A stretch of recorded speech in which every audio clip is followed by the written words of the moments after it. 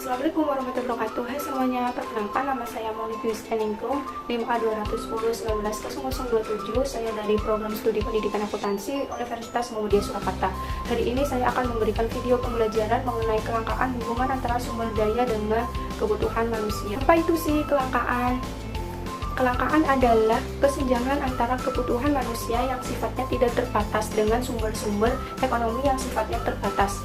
Kelangkaan ini berbentuk barang atau jasa. Kelangkaan sangat berkaitan dengan penyediaan sumber daya. Nah, sumber daya adalah segala sesuatu yang berhubungan dengan barang atau jasa yang digunakan sebagai alat pemuas kebutuhan. Sumber daya itu ada 4 macam. Yang pertama, kelangkaan sumber daya alam. Kelangkaan sumber daya alam ini adalah sesuatu yang tersedia di alam, misalnya hutan, air, dan lain-lain.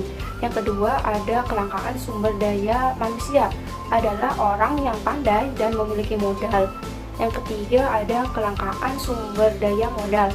Sumber daya modal ini dapat berupa uang atau barang yang digunakan untuk produksi. Yang keempat, ada kelangkaan sumber daya pengusaha. Pengusaha merupakan orang yang dapat mengelola sumber daya lain untuk menghasilkan barang atau jasa. Faktor penyebab kelangkaan ini ada 5 macam. Yang pertama, adanya keterbatasan sumber daya produksi. Di lingkungan alam ini sudah tersedia sumber daya yang melimpah bagi kebutuhan manusia. Akan tetapi, jumlah sumber daya alam semakin berkurang akibat sifat manusia yang serakah. Yang kedua, adanya perbedaan letak geografis. Letak geografis setiap negara di dunia tidak sama, sehingga persebaran sumber daya menjadi tidak merata. Perbedaan geografi ini dapat menimbulkan kelangkaan sumber daya. Yang ketiga, adanya perkembangan teknologi yang tidak rata. Di negara maju, perkembangan teknologi berlangsung cukup cepat, sedangkan di negara berkembang, perkembangan kebutuhan akan barang atau jasa lebih cepat daripada teknologi. Yang keempat, adanya keterbatasan produsen dalam memproduksi. Keterbatasan produsen dalam memproduksi disebabkan adanya sumber daya manusia masih rendah dan pemakaian teknologi yang masih sederhana. Yang kelima, adanya bencana alam. Bencana alam ini menyebabkan adanya sumber daya rusak dan tidak ada. Nah, sekarang faktor penyebab kebutuhan manusia terbatas ada 5 macam. Yang pertama, usia. Yang kedua, pendidikan. Yang ketiga, teknologi. Yang keempat, pendapatan. Dan yang terakhir, jumlah penduduk.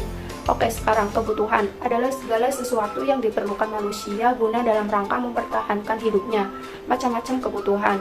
Yang pertama, ada kebutuhan manusia menurut tingkat kegunaannya, yaitu kebutuhan pokok atau primer, adalah kebutuhan yang harus dipenuhi guna melangsungkan hidupnya, misalnya makan, minum, tempat tinggal.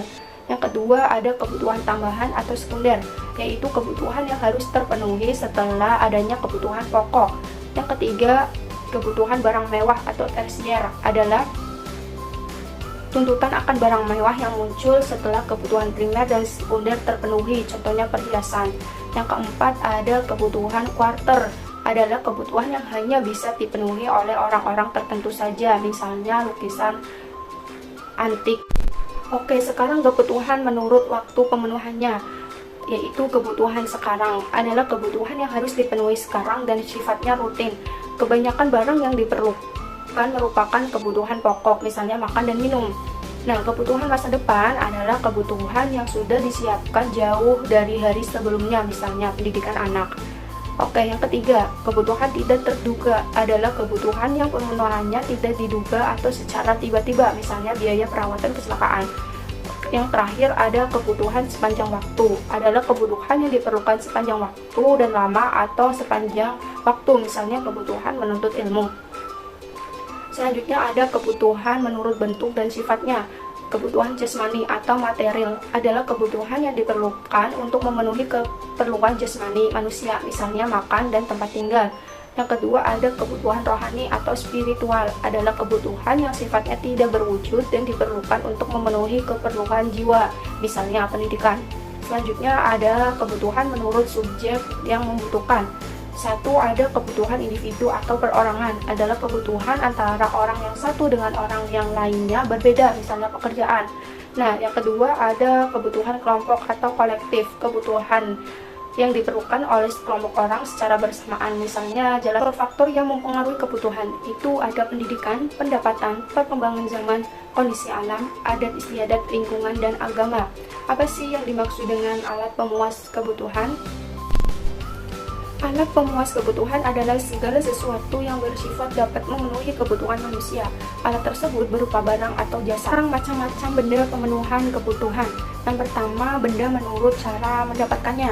Ada benda ekonomi yang jumlahnya lebih sedikit dari kebutuhan manusia dan untuk memperolehnya diperlukan pengorbanan.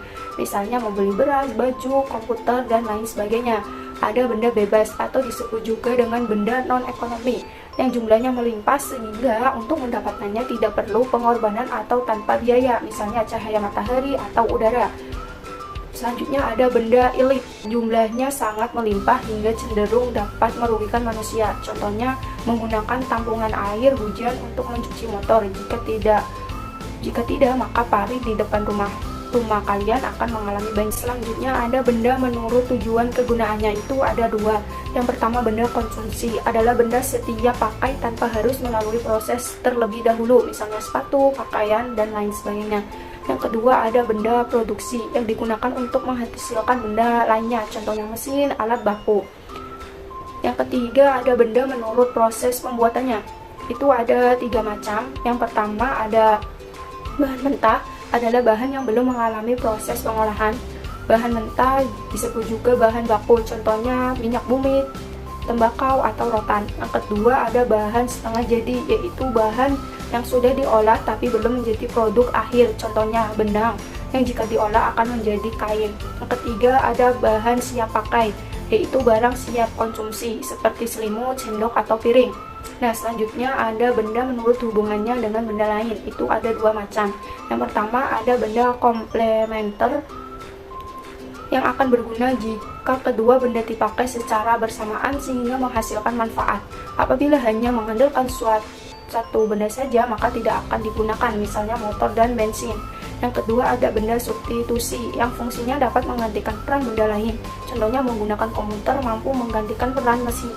Terakhir ada benda menurut segi jaminannya, itu ada 2. Yang pertama benda bergerak, dapat dipindah tempatkan serta bisa digunakan sebagai jaminan kredit jangka pendek, misalnya radio atau TV. Sedangkan benda tidak bergerak tidak dapat dipindahkan, namun bisa dipakai sebagai jaminan kredit jangka panjang, contohnya lahan atau gedung perkantoran. Oke, apa sih kegunaan alat pemenuhan kebutuhan? Menurut A.G. Myers, kegunaan alat pemenuhan kebutuhan itu dibedakan menjadi kegunaan bentuk, kegunaan tempat, kegunaan waktu, dan kegunaan milik. Oke, kita akan bahas satu-satu. Kegunaan benda atau from utility adalah kegunaan yang muncul setelah suatu barang diubah bentuknya, contohnya papan, paku, dan lain sebagainya. Yang kedua ada kegunaan tempat atau place utility, adalah kegunaan yang muncul setelah suatu barang dipindahkan ke tempat lain. Contohnya pasir di pantai atau batu kapur di gunung akan memiliki nilai ekonomi setelah diangkut ke lokasi pembangunan gedung di kota. Selanjutnya ada kegunaan waktu atau time utility, adalah kegunaan yang muncul ketika tepat waktunya, contohnya tabungan pendidikan yang telah disiapkan sejak jauh hari menjadi berguna ketika saatnya membayar biaya pendaftaran sekolah. Selanjutnya ada kegunaan milik atau ownership utility, adalah kegunaan yang muncul ketika barang dimiliki, contohnya komputer yang ada di toko akan berguna setelah pembeli membayar dan memiliki barang tersebut sehingga dapat digunakan. Itu dia penjelasan dari saya, mohon maaf apabila banyak kekurangan dalam menyampaikan materi. Saya ucapkan terima kasih. Wassalamualaikum warahmatullahi wabarakatuh. Bye-bye.